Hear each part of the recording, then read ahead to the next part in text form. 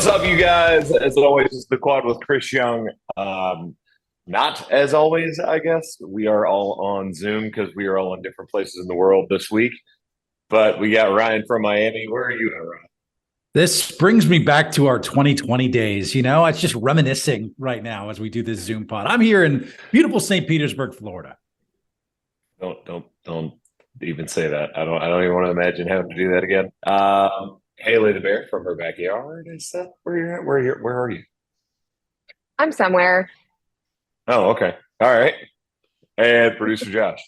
Haley's in parts unknown. I am in Sacramento, California, home of the Sacramento Kings.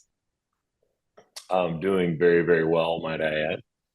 It was a tough one last night, but you know what, man? These series we might as well just start in sports. So we'll go to sports first. Sports. Yes. So let's talk NBA because two things I'm seeing at play. One, I'm just seeing some wild swings back and forth between games. You've got one game where one team looks unbeatable, the other team looks unbeatable. I don't think I've ever seen this many major injuries this early on into a playoffs. You guys can correct me if I'm wrong. There may be other years that I'm just not thinking of, but talking about the star power that's gone down or been hurt from John Morant to we discussed the other week Tyler Hero breaking his hand, and it's Giannis. It's so many different people that are listed up and down, and then you've got instances of like that Lakers game the other night where it starts out and the Grizzlies score 9 points in the first quarter, which was the worst scoring quarter of the entire year by any team. It's the worst scoring quarter of any playoff quarter ever. That's insane. Like it's just wild how these games have gone back and forth, and even half to half in some cases. You look at that Knicks game last night, where that is the Cleveland Cavaliers, I believe, that they were playing, and it was. I want to make sure I'm not speaking out of turn because again we're on Zoom, so I'm not looking at anything. It was wild to see. Like there's no chance they're even going to come back on New York, and then of course New York did close the game out, but it got a little shaky in that third quarter. So very interesting playoff basketball. We're seeing as far as first round goes, and you nailed it. There's injuries to Joel Embiid, Giannis. It seems like almost every team in the playoffs right now is missing someone on some level. But we're seeing one of the most exciting first rounds in NBA playoffs in a long time. These games matter. Like all of a sudden, Phoenix Clippers is like a great series. Golden State was down 0-2. Now it's tied 2-2 because of the last missed second shot by Harrison Barnes. We are like, it's really exciting. The Lakers are up 2-1 on the Grizzlies after Dylan Brooks started talking a lot of smack to LeBron and then legitimately smacked him in the nether. Respect your elders. Respect your elders, Dylan Brooks. What are we doing? Look, we all can. I would be like, we all can agree Dylan Brooks is not. Like, did anyone honestly have Dylan Brooks on their radar before this game? No, in fact, the LA broadcast, I don't know if you guys saw the graphic, but they posted a "You're not that guy," and it's Dylan Brooks against LeBron, and it's like 0 MVPs to 4 MVPs, 0 titles to 4 titles, 5,000 career points to 36,000 career points. I mean, it's ridiculous. You got to give it to the little guy for trying. Was that trying? He shot them out of the first quarter single-handedly. Like Dylan Brooks lost Memphis that game, straight up. And then got himself. Maybe he tried to lose.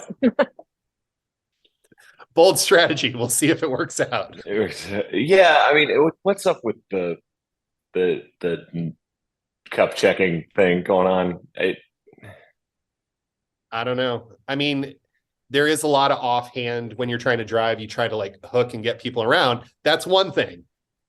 A straight up hand uppercut to someone's downstairs is not exactly a basketball. Is a hand uppercut better than an actual kick like Draymond Green does, or is there levels of nut checking that No, it's still you're getting hit in your nuts, man.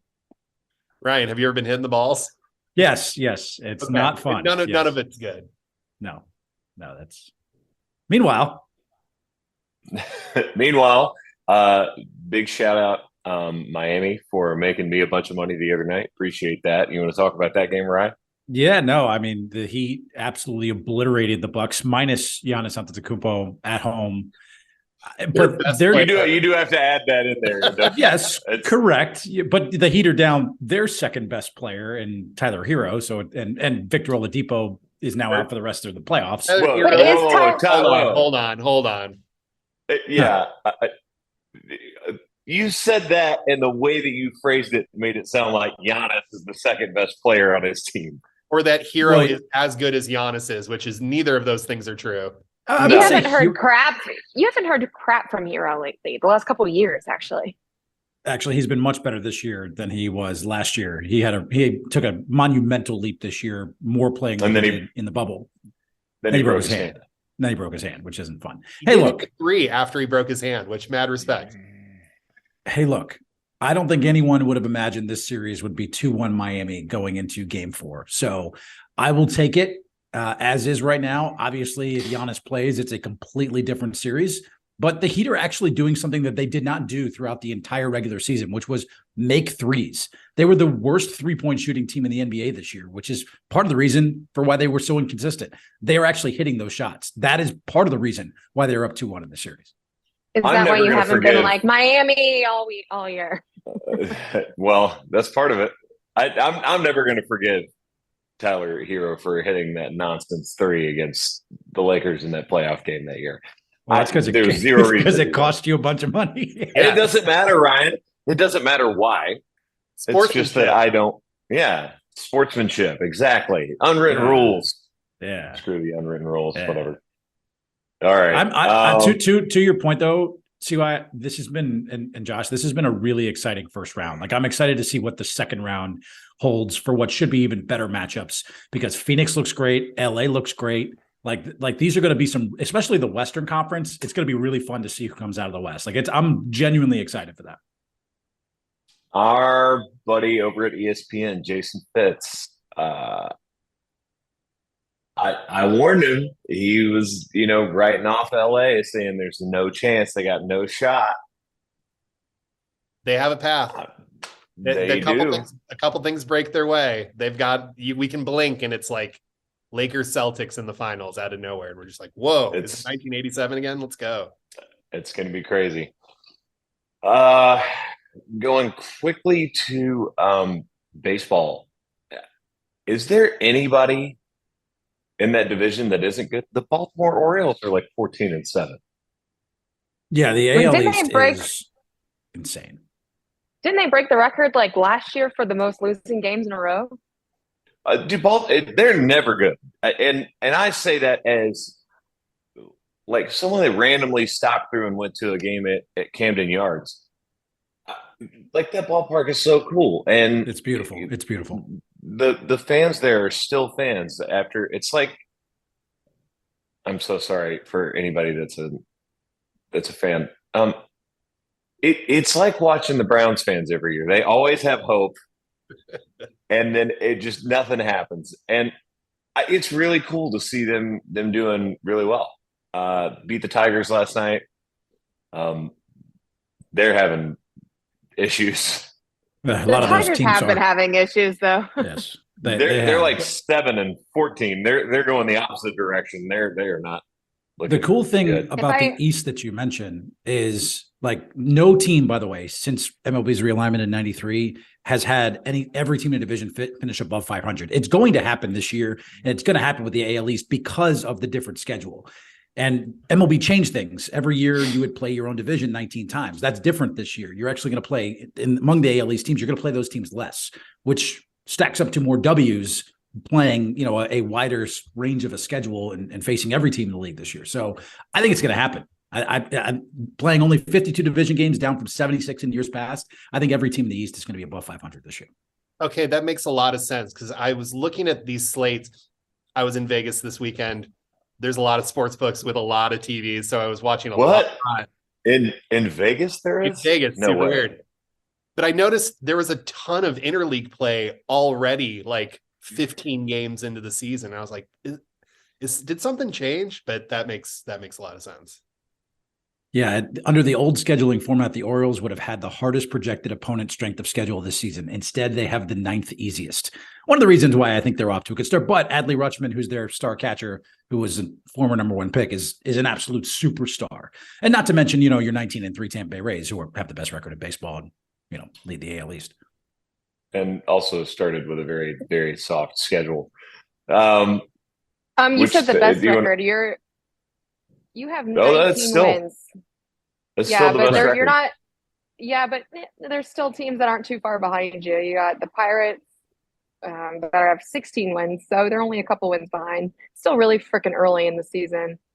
The Royals are 4-19. It's fine. Everything's okay. 5-17.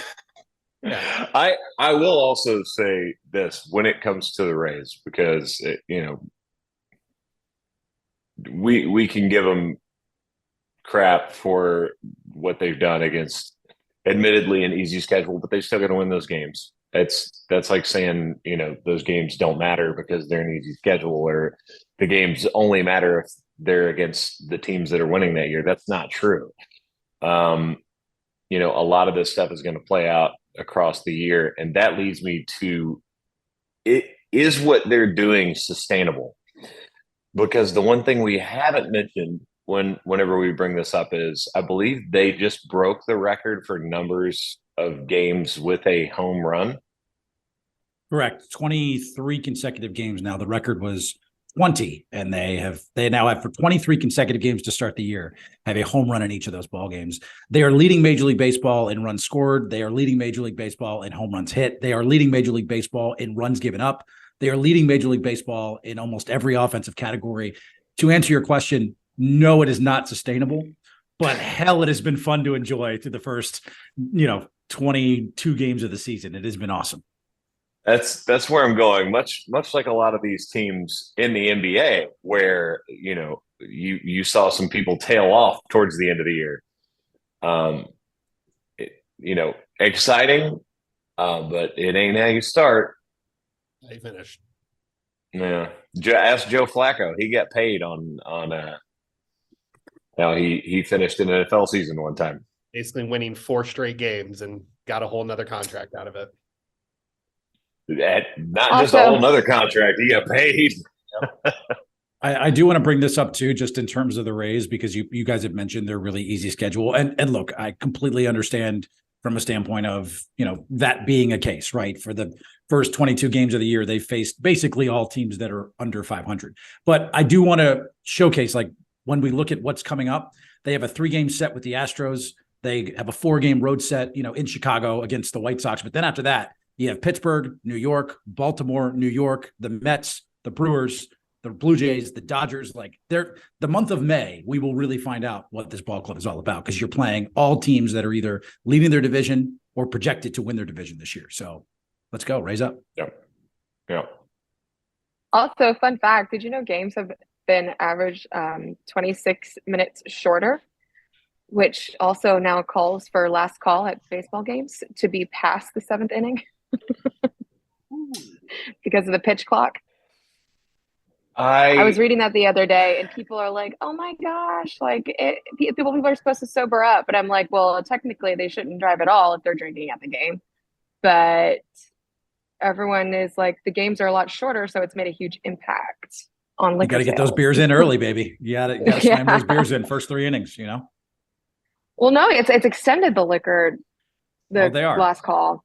They're going into the ninth inning now, because look, Yeah. I mean, 2 hours and 37 minutes, definitely not enough time to get booze in. I mean, you really you need 3 hours and 15 minutes to get all your booze in. And I understand that. The It came up views on of my Ryan page the other day. Bass do not reflect the views of the Quad Podcast featuring. Thank you for the disclaimer. That's safe. Yeah, you're welcome. You're welcome, Josh. So here's my one thing. I don't think shortening the games 26 minutes is going to gain another slice of the audience for MLB. You don't think so? I think it's a big difference. I know that was why they were doing it, is they feel like the fan base is constantly getting older, and they need to draw in a younger fan base for the future of the game and for just eyeballs on baseball in general moving forward. I don't think it is necessarily that. I think this helps, but I don't think that alone is enough. I think they need. When was the last time you heard a story? And by the way, this wasn't always this way. When was the last time you heard a story about an individual baseball player that something and feel like Shohei Ohtani now? Now it's Shohei Ohtani. Yeah. Okay, that's one. Another Shohei one. Ohtani. Shohei. Hey, Aaron Judge. Aaron Judge when he was chasing the record last year. I was about to say Aaron Judge. Yeah. Okay, what do you know about Aaron Judge other than he was chasing the record? There's a really cool section in Yankee Stadium where they all wear robes, and it's really fun. It's Judgment Day. It's great. All rise for the Judge. Yeah. All rise. Yeah, I get it. But I mean, okay, that's two. Your Tampa Bay Rays, who started off the season 13-0. I feel like we all feel like, and I'm not even the world's biggest basketball fan, but I feel like I can name at least 10 players and tell you something about them. I do agree with you. I think Major League Baseball misses the mark on marketing their best players and their superstars. They're not very good at that. Like Shohei Ohtani should be the biggest thing in sports, given what he's doing on both sides of, hitting and pitching. I mean, it's incredible. But I will tell you this, viewership numbers are up in terms of baseball. MLB had its most watched opening day in 14 years. Viewership across the board up to this point is up 7 or 8% versus last year. Games are shorter, runs are up, stolen bases are up. Like it seems like the rule changes are working, but well, now you just conflagrated some stuff at the end that have nothing to do with viewership numbers, and also you aren't breaking that down by subset of age. No, just because viewership is up doesn't mean they're necessarily capturing the demo that they're looking to get. And I know that gets annoying and very business speaky, but it's the truth.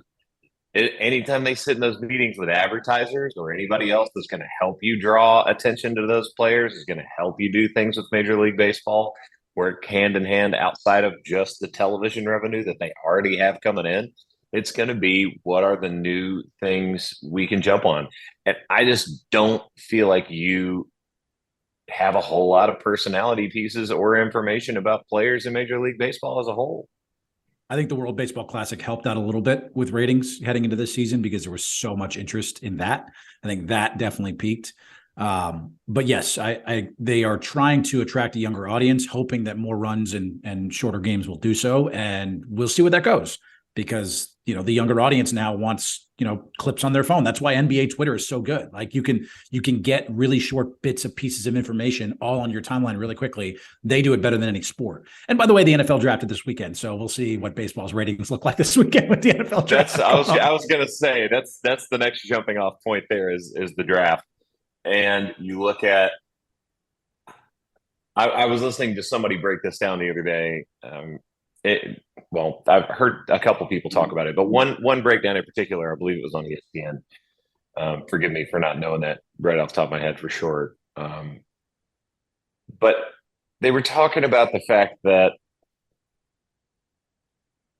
everybody is trying to make, who's going number 2 at QB a big deal. And that they're trying to inject some sort of, oh my God, who's it going to be, when up till this point has pretty much been set in stone. It's like, oh, this is sort of the order of the quarterbacks and how they're going to go. And now everybody's like, oh, maybe it's Will Levis going number 2. I don't think anything's really that crazy in the draft this year. Do you? I haven't heard as many draft stories pre-draft as I normally hear. And I feel like that's because most of the 1 through 10, it's sort of set in stone who's going in that area of the draft. See, correct me if I'm wrong. Well, there is one thing we know: the Bears are going to F it up. So it's the optimism for me. It's just For real. this year we're also going to mess it up. Well, I think we have 5 quarterbacks that are projected to go in the first round, which everybody loves quarterbacks. So I think that's obviously going to drum up some interest this year. And then you kind of have the question marks of like athlete Anthony Richardson, who had maybe the best combine ever of a quarterback in history, but was pretty terrible at Florida. Like, where does he go? Doesn't even start with quarterback. Just says athlete Anthony Richardson. That's Athlete. a slap in the face. athlete. No, I don't. And correct me if I'm wrong, because maybe going into this, I forgot the NFL draft was this week until like today when Ian Rappaport was like, it's draft week. And I'm like, oh, and by the way, it's in Kansas City. So shout out to KC. Shout out to my friends in Lost Wax. They are the house band for the draft in KC all week. So it's going to be amazing. There we go. There's going to be a lot of very hungover people at the Power and Light District, I bet. Yes. Yeah. I don't know. This draft, especially this first round, like even looking at some of the projected names to be drafted, I'm like, I don't really know this guy. I don't really know this guy. Like, it just, maybe it's because I'm waiting for it to get here, but it doesn't feel the same as past year's drafts where you've had all these mega stars and mega names where you're like, oh, I can't wait to see where XYZ goes. Like, does anybody really care that Bryce Young is going to go to the Panthers first overall, or that CJ Stroud's going to go to the Texans? Like, does anyone really care? I mean, they care, but I get the teams; those fans care because they need somebody. That's all about it. Oh, breaking news, by the way, the Chicago Bears are projected to take an offensive lineman in the first round. Well, we need one. That would be not messing up. That would be a piece they need. That is in fact Unless helpful. they pick a bad player. Was really hoping they would draft the tight end because that would be hilarious. The only thing that I've seen that's been just kind of like an off the wall story this year. Did you see the thing where they were arguing that the guy ran a 4.03 instead of a 4.3 40 time, which would have made him like the fastest human alive, beating Usain Bolt by like 1 second. Did you see that? I saw the error, yeah, and I was like, "There's no way that's right." Well, and it's also like if you watch the video, it's like, well, his foot crossed the line, and I'm like, did it? Who was arguing this? It was making its rounds on like Reels and on TikTok about this guy. I mean, honestly, I don't even know the player's name, but they were saying, oh, he would have gone number 1 wide receiver overall if he was actually this fast. And all I could think about was Ross from several years ago, who ended up playing for Cincinnati, who was like so blazing fast. And they were like, that speed, oh my God, there's no way to defend against him. And then nothing ever happened. You got to be more than fast to be a wide receiver. You got to be able to catch the ball and make plays. Someone that's throwing it to you that can actually make the throw too. Yeah. Yeah, it's a team sport. Yeah. All right. Anything else in sports? I mean, obviously, I'm for all of our friends. A lot of people were very upset, either in agreement or disagreement with the Canadian pronunciation segment the other day. So I don't want to leave hockey out and get in trouble with everyone in North America that is not in the U.S. I'm sorry for people from Canada. Some people were definitely on our side, especially like me having a very hard pronunciation of it. Like it's like this, and obviously we were playing it up a little bit, but some people were very upset with me. So apologies to Canada. I didn't mean to upset anyone. I definitely don't want to leave the NHL out.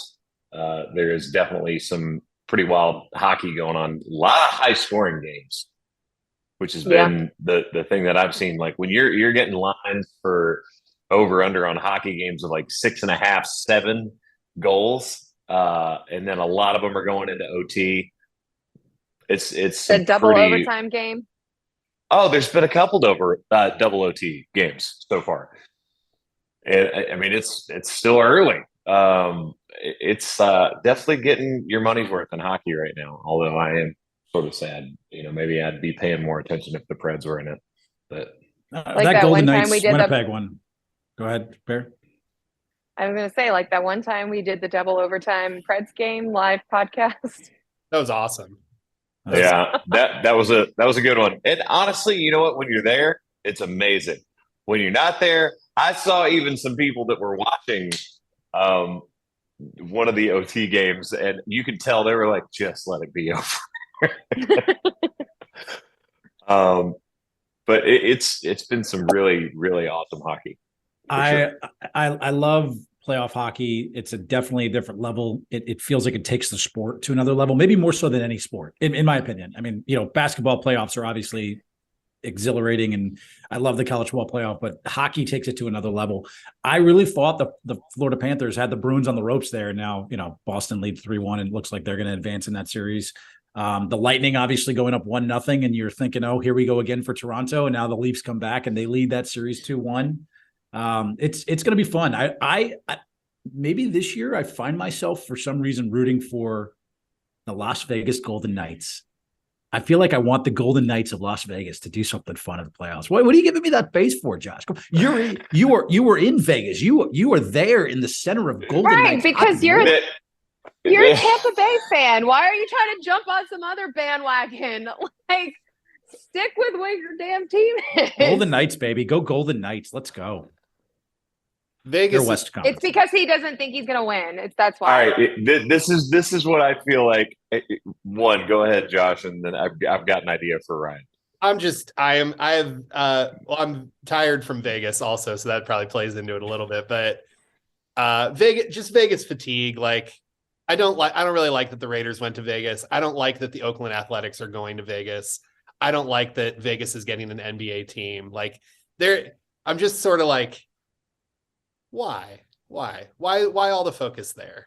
There's so many other markets. Kansas City could have a basketball team. Why do you think, Josh? Why do you think there's? I understand. I understand the economics of it. I understand the viewership and the in-person and how economics.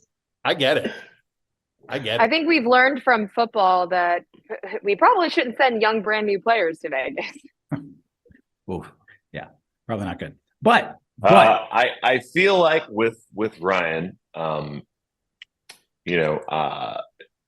as we just talked about dice games growing up, like Monopoly and Yahtzee and all these things, I feel like we should just get like a 20-sided die and just have like a little chart and do like a little chart for Ryan for each set of teams that might possibly be good, ranked 1 through 20 every year, and we'll just roll for whether it be hockey or like pick a sport. We roll and he gets a team at random and he has to stand for that team for the entire season.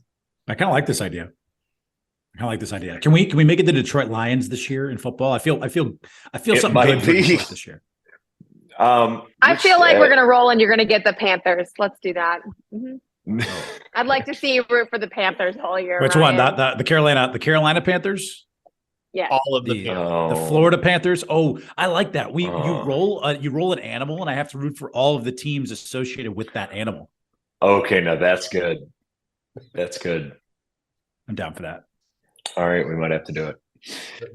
Let's move on to music. Dun, dun, dun, dun, dun, dun,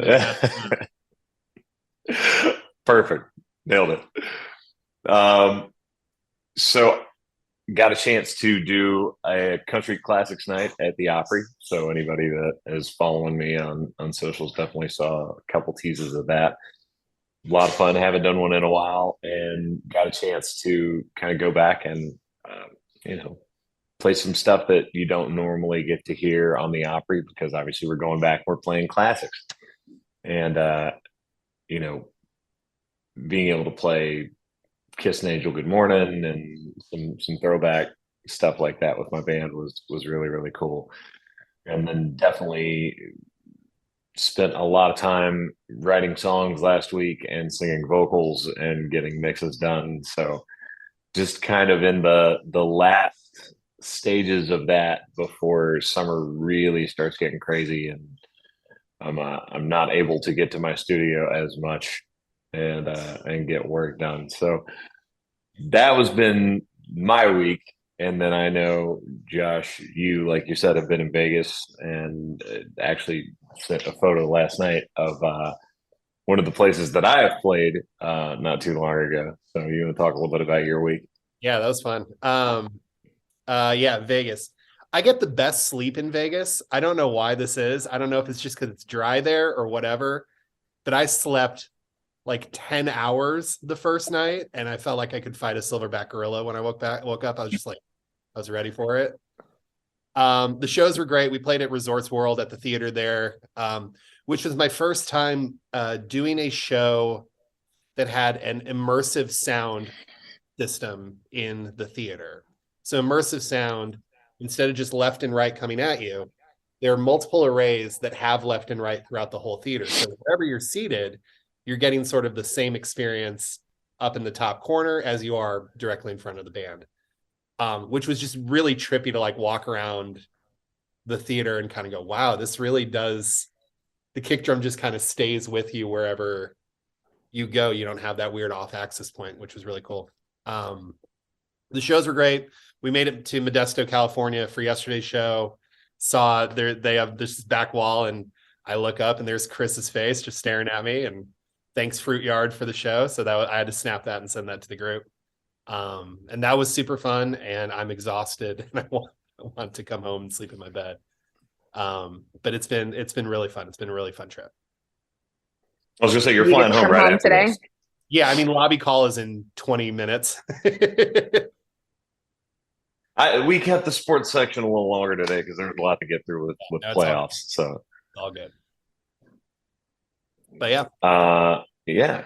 I was gonna say there's stuff going on this week. I have no idea where the single is. I have not looked. Obviously, we're recording this an hour earlier, so whenever we get this posted up for you guys, this was a bit off time wise because again, we're all not in the same place. But still doing amazing things. Big shout out and love to everybody for showing love to that song. So looking for you is continuing to move up the chart, and got a couple events in town, Nashville this week that we'll get to later. Maybe be hanging out with a 10 penny for something that's coming up pretty soon. So realized the other day that we haven't done a number one party for at the end of a bar, mainly because he was doing one for one of his songs that happened after that, and I was like, we should probably figure out when we're together so we can get that done. So there'll definitely be something on the horizon with that, but looking forward to doing it. It's gonna be good. As far as what are you listening to, I know you guys are all probably gonna look down at your laptops and or phones. You already got yours, Josh? I got mine. Since I did the Opry Country Classics, I will go with one of the songs I did because I accidentally left it on my phone, and every time my phone connects to my car, it immediately plays whatever I was listening to last, even if you like swipe out of your iTunes. So, and it didn't used to. It's been weird with me lately. Like I'm gonna like unconnect it from the Bluetooth and try to reconnect it and see if it fixes it, because it also doesn't want to go to my Bluetooth connection on my phone when I take a phone call. It just puts everybody on the phone and like disconnects from. I don't know. Anyway, it's acting weird, but I'm gonna go with Charlie Pride, "Kiss an Angel Good Morning," because that is an awesome song. That's a great song. I realized yesterday during load in that all of the crew for Sam, we all love secretly Limp Bizkit, and so we started jamming Limp Bizkit all during sound check yesterday. And so the one song in particular, Rollin' Air Raid Vehicle, was on multiple repeats. So that would be my pick. Love that.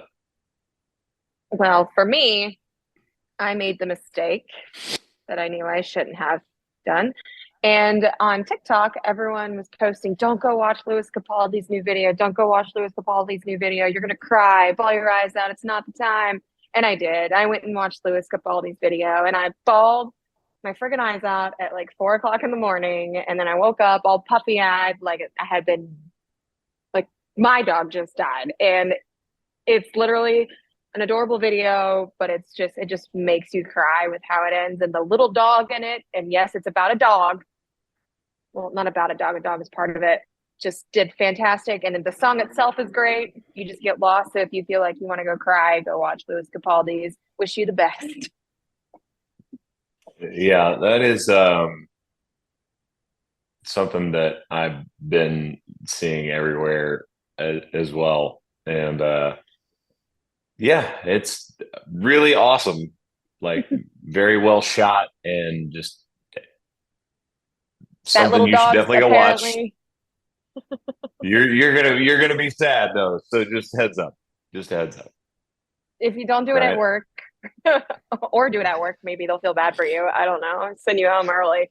But just I am having the time of my life right now on Zoom because I didn't realize that if you throw your thumb up, that the AI now recognizes your thumb and throws up a thumb emoji. It is awesome.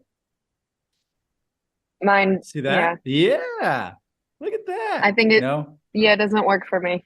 No, I must have the new and improved version of Zoom. This is great. I love this. Congratulations. This is awesome. All right. My song for this week. I'm really easily distracted. My song for this week. So have you guys ever in the middle of a move found like an old iPod or like old iPhone? So I was in the middle of like literally organizing some stuff and I found my old, very tiny iPod mini. And I said, you know what? Let me plug some headphones into this thing and see what turns on. And the first song that came on was Echo by Trapped. Trapped used to be one of my favorite bands back in the day. And that song Echo, I was like in nostalgia heaven just for 20 minutes while organizing, listening to songs from the early like 2000s. And it was amazing. So Trapped, Echo, my song this week. Let's go. All right. Can't say I expected that one when we started the podcast today. So I like it. Okay. I can't even think of what that song is. Oh, it's so good. You would probably know it if you heard it. The first, like, so, it's anyway. it's one of those really recognizable like starts to the song. So it's like, close my eyes, na na na na, pass me by. You know, yeah, right. Yeah. Did I get it right, Josh? You did. You did. Yeah. Yeah. Yeah, not ringing the bell. No? Ish. Yeah. I knew what you were doing. Okay, that counts. Hey, you know what Headstrong is, right? You know Headstrong by Trap. I don't. I can't say that I know a whole bunch of Trap I've read their songs. entire catalog, so I get it. Oh, I'm with you, right? Oh. Okay. Headstrong, not to take on anyone. She knows it, but again, it's one of those where there it is. Okay. Yes. Okay. Yes. Yeah. You get an AI artificial thumbs up now for that. There you go. It only works sometimes. There it is. Okay. All right, moving on. Yeah, let's go to the movie.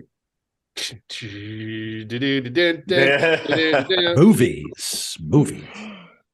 So the movie, obviously, we pre-warned everybody, definitely violent and rated R. It was Renfield. I have to say, going back and listening to me break down movies, it's very rare that I focus on a negative, right? And I enjoyed watching this movie. I enjoyed it. I watched it. It was cool. Would I watch it again if it was on? Might leave it on in the background if I'm on the road on the bus. I feel like it had all of the pieces to be a really good, like, dark comedy. I loved Nicolas Cage in it. I thought the way it was cast was really good, but I felt like there were multiple times during this movie where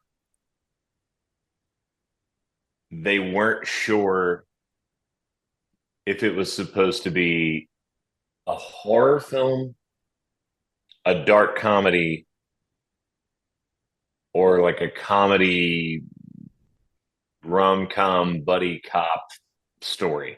Like I felt like there were too many things going on at once. And tonally, it took me out of the experience. There were like three specific times that I can remember. Um, one of which being kind of him having this sort of awkward relationship with, and when I say him, I mean Renfield and as the character, um, with someone from the mortal world. Like, if you know much about the story of who Renfield is, Dracula's familiar. I mean, like, just watching the trailer of this is going to give that away. And Isn't it that's his sort boss? of Isn't like it's his boss, right? Like a well, so a familiar of a vampire is basically someone who's their underling. So sort Calls of, him I guess. I master. don't. Yeah, I don't know what relationship you guys have with your bosses out there that are watching this podcast right now, but maybe I don't know. Maybe Are you you consider. bringing them people to eat? Like, because you go Yeah, master. Yeah. You have to yeah. eat a It's bug to get special powers. I don't know. there again. There's just a lot going on in this movie, and I think it gets a little bit convoluted at times. I see what they're going for, and I think it could have been Cleaner. better had that been kind of honed in a little bit. I still liked it. I'm not saying don't go see it if this is your style of movie. Um, I just feel like it could have been a little more well defined to me. I agree with what you're saying. I liked parts of it. There's a lot of parts that I really liked. I liked the comedic drops that they put in there. I don't know her name off the top of my head because I can't open my phone, but the girl who plays the Aquafina. cop who's been in, yeah, she's been Yeah. in a lot of movies lately. I relate to her like in character how she is, and I loved it. And the guy who played Renfield, they had really good chemistry for what they were doing, and I really, really enjoyed it. And I think Nicolas Cage is a fantastic Dracula. He played an amazing Dracula, and I freaking loved it. But like you said, I liked parts of it. Would I go watch the movie again? Probably not, because it did need to figure out where it was going. There was a lot of parts that lost me, but then there was parts I was like, oh, that's cool, or I like what they did there. But for the most part, I was expecting a little more comedy than what I got. And yes, it's very gory. So some of those scenes are actually kind of cool with what they did, but like great action scenes. But for the most part, I'm like, I liked parts of it, but probably won't watch it again. But Seems like I Either didn't. one of you guys watch this movie, No, I did. assume. It seems like I will really enjoy watching it when it's on demand to stream it, but I don't think I would want to see it in the theater. And I think that's sort of the thing. Like, this isn't one that you had to go to the movie theater to see. I have a Nicolas Cage take. Now, based off some of what I've seen, it looked like the makeup and basically the filmography of this was really, really well done. I think, like, can you think of it the last Nicolas Cage movie that was truly relevant and good? Because I'm trying to think of it off the top of my head and I can't. But I don't think he's trying to be relevant and good. I think Nicolas Cage is accepting all these B movies because he knows, he goes, I'm Nicolas Cage. He made a movie making fun of himself. Like, that's just kind of, I think, where his head is at. And Which, like, where by he the wants way, to go, we because didn't. No, go ahead. because I mean, if you think about it, you can probably make more money doing all these small movies because they're going to cast you because you're Nicolas Cage. Might as well just keep rolling with it, and you might not have to do another huge movie to save your life because it's Nicolas Cage. Everyone knows it's Nicolas Cage. Like we said, is the Nickelback of movies. I think Nicolas Cage doing as many movies as he's doing is not necessarily a bad thing. I think in the case of this one in particular, it's gonna. Oh God, I almost said come back to haunt him for a horror movie. Nice. It's gonna bother the studio a little bit because this was a fairly large budget film. And while Nicolas Cage was not the lead, I think the one thing that got a lot of people talking about it was him being cast as Dracula, and that people were excited to see it. I know when I saw the trailer and him come on screen and it was kind of revealed that that was what the movie was going to be, I'm like, oh, that's hilarious. Why I wanted to see it. That's awesome. That's why I want to see it. And so I think him as a selling point is going to continue. So, you say, when was the last time he was relevant? Con Air, 1997. That was the last time. No. National Treasure 1 and 2. Yep. National Treasure 1 and 2. Nope. Okay. The last time Nicolas Cage was relevant was Con Air in 1997. Get out of He has not been Dude, relevant since the National Treasure movies. Come We're on. awesome, first of all. Okay, so 2004, like that. That's the last time we're talking about Nicolas Cage being relevant. Like it's over. It's over for Nicolas Cage. Can we admit that? It's not over because I wanted to see him as soon as I saw that it was him. It's over. Okay, Brian. Let me ask you a question. Do you think it's just over when you are no longer at the top of your game? No. I no longer look at Nicolas Cage as a must-see actor. There's not, for me, this is me, my opinion. I'm not going to go see a film just because Nicolas Cage is in it. And I kind of felt that way about Tom Cruise prior to, the most recent film, which I'm totally blanking on. Top Gun. Wow. Top Gun. Thank you. Top Gun. Thank you. I felt that way about Tom Cruise before this most recent Top Gun. Now, Cruise has reestablished himself as full stop. Can we just keep going? Can we keep going on? Let's keep going. We're moving forward. We're moving forward. So Tom Cruise or Nicolas Cage, no longer an actor for me that is a must-see actor. Okay. Prove me wrong. There's no way to prove you wrong because I disagree with you. Yeah, I don't like have to prove you wrong on something that you yourself said is your opinion. It's your opinion, and I can't change your mind for you. That's up to you.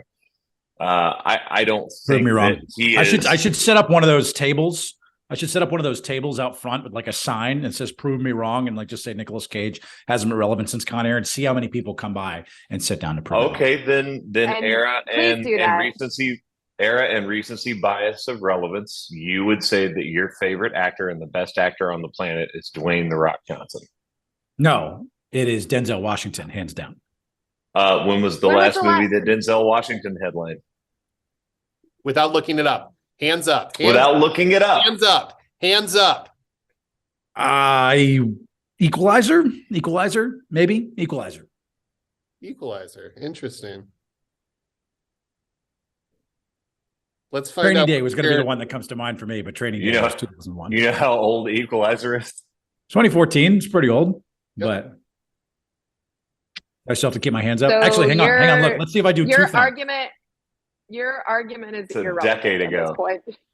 It's a decade ago, Ryan. Yeah, I just want to do the thumbs thing again. Okay. Anyway, we're getting off topic. What are we gonna watch for next week? When does when does Strays come out? When does these movies come out? We should probably put the rated R movies slightly apart from one another. I don't want to put anyone in a nudge, but I've got lobby call in 6 minutes. Yeah. All right. Well, we're just going to go to the hot take and we'll figure it out. We'll post something. All right. Love it. So we're going to do the hot take. Hot take. I figured this one will be easy since I knew we weren't going to have much time left at the end because we are all doing this via Zoom. My hot take is no one actually likes avocado. Oh my gosh. I agree. 100%. I'm going to tell you why. I have two reasons why this is 1,000% true. Avocado is not something anyone eats on its own. Okay? It's always avocado. Wait, let me finish. It's always avocado toast or an avocado sushi roll, or an avocado and blank. Like Guacamole. Even guacamole. It's not just avocado, bro. Chips. It's no, even guac. Like, forget the chips. It's not just avocado. Sure. It is your lime, your onion, like there's other things in guacamole other than just avocado. Avocado on its own. No one just goes to the store and goes, you know what I'd like today? A nice fresh avocado just to eat into. You're lying, because an I apple. do. Well, you can't eat it like an apple. You can. You can peel it and take a bite. Why not? Okay, so that's one. And two, this is my hot take. I get to say these two things, and then I'll shut up and you can try to disprove me. But no one, when you were talking to them, even like people that are the cleanest eaters on the planet and are trying to describe to you why everyone else should eat avocado and that it's, just this superfood and that it's so good for you. Not one time ever has anyone led with, it is the best tasting thing I've ever had. It's always, it's a great source of healthy fat. And it's, this and it's that. No one ever goes, you know what you should have? Avocado, because it tastes fantastic. Avocado is no one's favorite food. You're not going to convince me otherwise. No, absolutely not. She's gone. That's why there's going to be people. She's ordering avocado right now. She's at a restaurant. Yeah, you're at a restaurant. Oh, that's awesome. Okay, anyone? You want to disagree? Obviously, Josh. It seems like you're on my side. Okay, 100. There. So what is this hot take? Gross. What is this hot take? So I can accurately. Hot take is that no one actually likes avocado. That's not true at all. At all. I freaking love avocado. When I'm at home and I make breakfast, I will literally take the avocado, open it up, pop the pit out, and sit there with it still in its shell with the spoon and eat the avocado by itself with the damn spoon. Ew. Then it's you delicious. are a monster and a crazy person. No, I'm not, because a lot of people do that. We'll see. We're going to put it to the test. Because I don't think anyone wants to spoon avocado into their mouth. It's disgusting. I don't even get it away from me. The only time I can eat avocado, the only time I can eat it is when it's sprinkled with lime and mashed with lots of spices into guacamole, and then I'll eat avocado. Other than that, get it out of here. Get it out of here. Avocados from Mexico, avocados from wherever else, get out of here. Gone. See ya. No. Avocado is freaking amazing. Now, if Avocados from Mexico does want to sponsor this podcast, we will eat avocado every single day on this podcast. Huge fan for the rest of time. Man, if you want the rest of time, if Big Avocado wants to sponsor the podcast, Big Avocado. Okay. No, it's delicious, and y'all are freaking crazy. Yes, just same thing with everything else. You could just people need to mix stuff with their salad. People need to put stuff on their chicken. So no one just likes chicken. Oh, this is my point. See, this is my point. No, but I'm saying that's your argument. So there's nothing in this world that people genuinely like by itself is basically what you're saying. No, I'm saying there's a bunch of things that people just like by itself. I will sit there and have a grilled chicken breast on its own, sliced up. Peanut butter. Like, that is fantastic. Peanut butter on its own. It's great. Avocado. Okay, but again, I eat avocado on its own by itself. Ugh. You were an aberration. No, I'm not. A lot of other people would too. And I guarantee that this poll is going to blow up in y'all's faces. We are going to find out, because my argument is that no one truly likes avocado. They use it to supplement other foods and to be like, I ate something healthy with my toast this morning. And it's not actually because they like avocado. So we will find out. Now, again, thank you guys for making this work on a very, very random Monday for everyone. From Ryan, Haley the Bear, producer Josh, as always, I'm Chris. This has been the Clock with Chris Young. Yep. And we're going to end. I got to go. I'll see you later. Right here. Bye. We got to go. No. Bye. No. Oh.